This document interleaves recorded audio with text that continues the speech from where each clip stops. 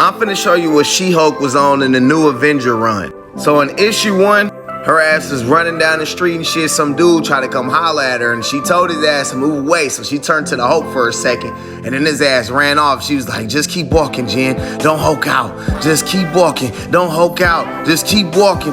Then in issue 2 of the Avengers, when she had saw one of the Celestials that fell from the sky, the fucking Horde had came out and tried to attack her, and that's when she hulked out. Everybody was fighting the Celestials, aka the final host at the time. And she was fucking up them goddamn Horde things. That's when the damn Celestial had teleported her ass over to where Robbie Reyes was at. Then that's when they got the fucking fighting and shit. It was a decent little fight, wasn't really too much to show. As you can see, they was getting it the fuck in. But that's when the damn Horde came out and then they had to team up. In Avengers issue 3, after the team up and shit, she kept saying that the fucking the giant space guy was in her head and shit. She was like, "Argh!" Then smashed the ground and they went to the center of the fucking earth to go help out Black Panther and Doctor Strange, who was in the middle of the earth fighting the damn Horde theyself. Jen don't know what the fuck going on with her Hulk transformation right now, but they end up finding out a plan on how to take out the final host. They go to old Asgard to go holler at Odin. Then in issue 4, after Odin gave us his little backstory of the prehistoric Avengers again, he tells they ass about a weapon that could take out the damn Celestials, or that could help them. So he take them over to this damn door and shit, where he tells them like, you might die trying to get this shit, but they was like, fuck it. So they went in there, started destroying all this ice and shit. Then when they finally got through it and shit, that's when they had seen the blood of Ymir.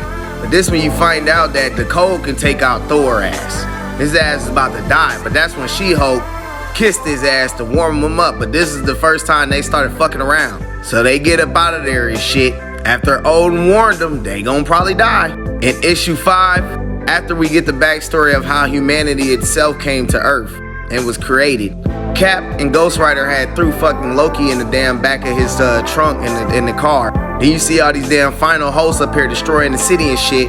That's when Thor and fucking She-Hulk came back with the blood of Ymir, so they ate that shit. Ghost Rider hopped into a Celestial and became a Celestial itself, and they all was giants like fucking Celestials. In issue 6, this where you see they ass up here fighting the final host. You get a battle between Doctor Strange and Loki. She-Hulk bit one of they ass. It was like a bomb version. Yeah, that fight with Doctor Strange and Loki was cold. And she spit that shit out talking about some taste like bomb in mouth, Hulk want more. She was doing her thing out there to the final host. Beating the shit out that motherfucker. That shit was cold. Y'all need to go read this run. But after they fought them and shit, and they finally did take out the final host, that's when they went back to the Avengers Tower. And I want to say issue 8, to beat them, they powered up Robbie. There they go, fucking kissing again, She-Hulk and Thor. Yeah, they powered up Robbie and shit, and that's how they end up winning all that shit. They used the Unimind thing, you know, from the Eternals. And this was the Avengers at this point in time in the run of the Avengers.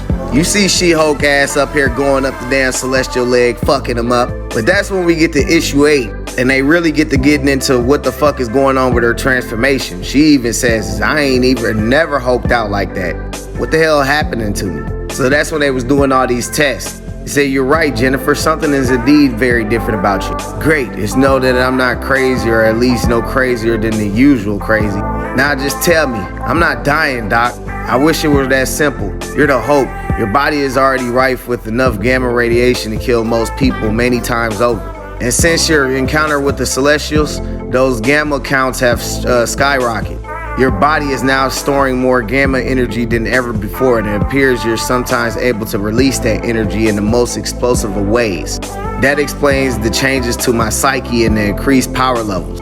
God, you're right. That sort of explosiveness is beyond what even Bruce can generate. It might also explain why you appear to have less access to your full mental facilities than usual. Why I was talking like a dimwit, you mean? But the smart mouth lawyer me was still in there, somewhere in control, I think. Nevertheless, I recommend more testing before you return to the field. Yeah, I don't think so, Doc. She straight up tell his ass, I'm not going back to the sidelines. I did too much training and control myself to be back on the sidelines like that.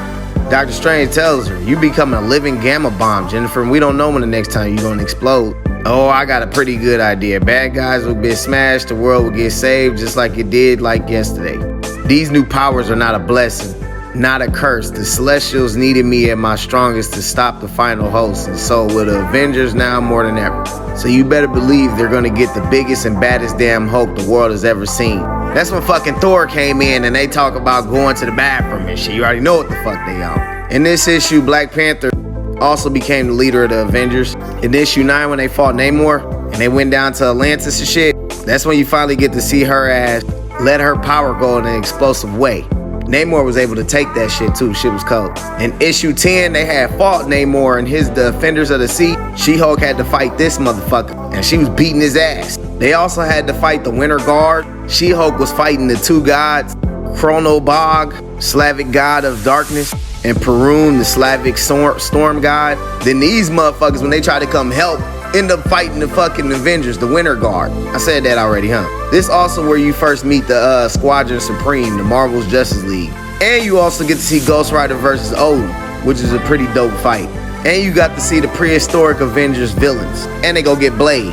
And I'm gonna end it off with issue 11. Go read this run. We rating on issue 60 as of now. You get to see her ass become the Winter She-Hulk and World War She-Hulk.